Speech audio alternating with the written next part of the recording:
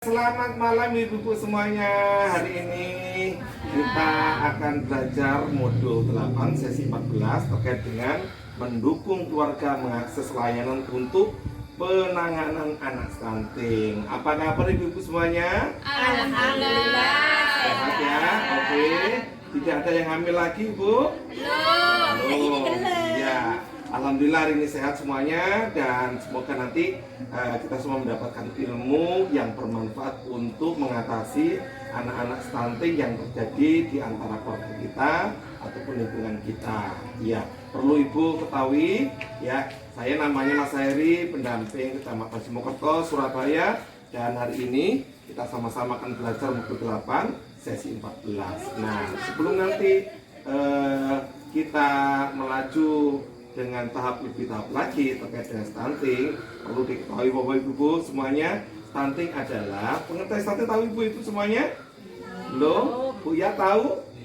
Oh belum. Ya, stunting itu dimana keadaan anak tinggi ataupun rendah badannya itu tidak sesuai dengan usianya. Artinya terjadi anak itu yang tingginya itu mungkin 10 atau 10 ya, mungkin tingginya 75 cm, kemudian usianya itu masih kurang lebih 2 tahun. Jadi otomatis tingginya atau rendahnya badannya, tubuh badannya itu tidak sesuai dengan usianya. Itu otomatis dinamakan stunting. Dan stunting itu terjadi karena apa?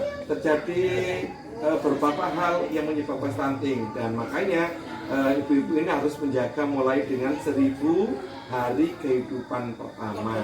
Jadi artinya menjaga mulai hamil, kemudian sampai dengan lahir, sampai dengan usia 2 tahun. Kemudian ada kasus yang anaknya stunting di atas usia 2 tahun, 3 tahun atau 4 tahun. Nah, itu nanti bagaimana cara penanganannya? Nanti ada, kita berikan solusinya, kita berikan caranya. Namun yang jelas ibu-ibu harus tetap menjaga yang mulai usia kehamilan 0 ya sampai dengan 1000 hari itu mulai hamil, 9 bulan kemudian melahirkan sampai dengan 2 tahun otomatis diberikan gizi yang cukup ya.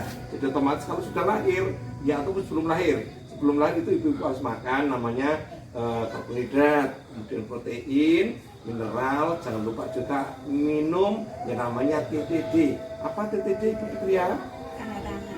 Duh, salah Ibu. TTD, Bang Nita tahu nggak TTD apa? Bang Nita? Duh, TTD itu obat tambah. Nah, ya. Jadi ibu hamil itu harus mengkonsumsi ibu ya obat tambah darah untuk bisa menambah ataupun memberikan gizinya kepada bayinya. Kemudian setelah lahir ya disusui berapa bulan ibu anak-anaknya, Mbak? 2 tahun. Sampai dengan 2 tahun. Betul. Tepuk tangan buat ibu-ibu semuanya. Iya. Jadi ASI itu diberikan Mbak Nita ya sampai dengan usia 2 tahun. Kenapa? Karena ASI itu sangat baik untuk menstimulasi anak sehingga nanti mendapatkan gizi, mendapatkan protein, mineral dari ASI tersebut. Namun ada ASI eksklusif, namanya ASI eksklusif itu usia 0 sampai dengan 6 bulan diberikan. Kemudian setelah itu nanti bisa ditambahkan namanya MTASI. MTASI tahu Mbak Evi? Apa? Makanan Apa? Makanan pendamping ya, bukan pengganti.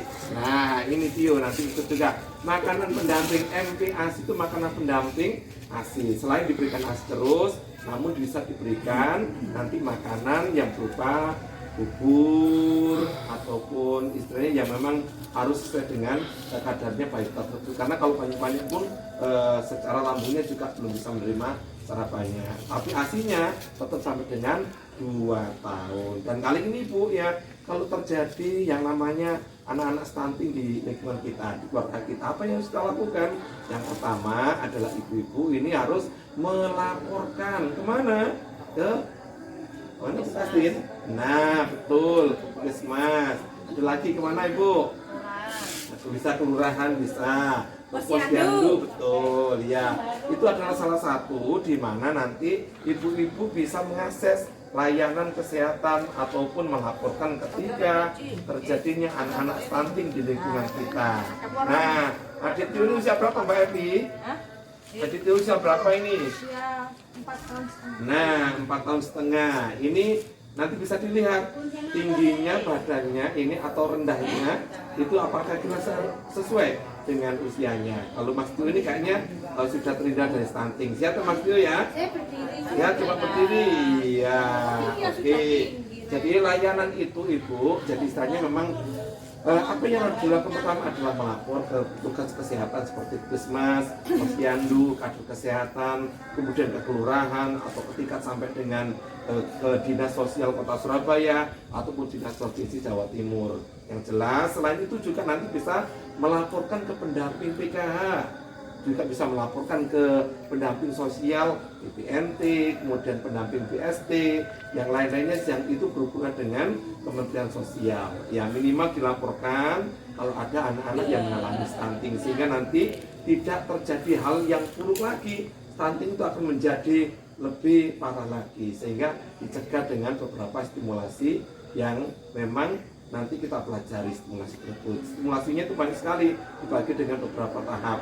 Kalau usia 0 sampai 6 tahun atau dalam kandungan stimulasinya bisa menggunakan 3 sistem. Kalau masih dalam kandungan, sistem dengan sentuhan, dielus-elus perutnya Bu. Kalau kemudian bisa nanti dipakai suara, didengarkan suara musik yang halus. Nah, itu stimulasi yang terakhir, dikasih pencahayaan melalui senter ataupun cahaya matahari. Kemudian anggota keluarga yang lain adalah membantu istrinya yang hamil untuk mengurangi kelelahan, artinya membantu pekerjaan yang ada di rumah. Begitu ibu-ibu, apakah dibantu semuanya ibu-ibu? Iya, tapi ya masih capek kalau hamil. Iya, jadi memang hamil itu macam-macam variasinya. Ada yang suka capek, kemudian kadang muntah-muntah, ada yang ngeluh, begitu ya. Mbak Nita kalau hamil pertama kemarin gimana Mbak Nita? Doyan mangan. Ngebu. Oh ngebu, suka tidur ya.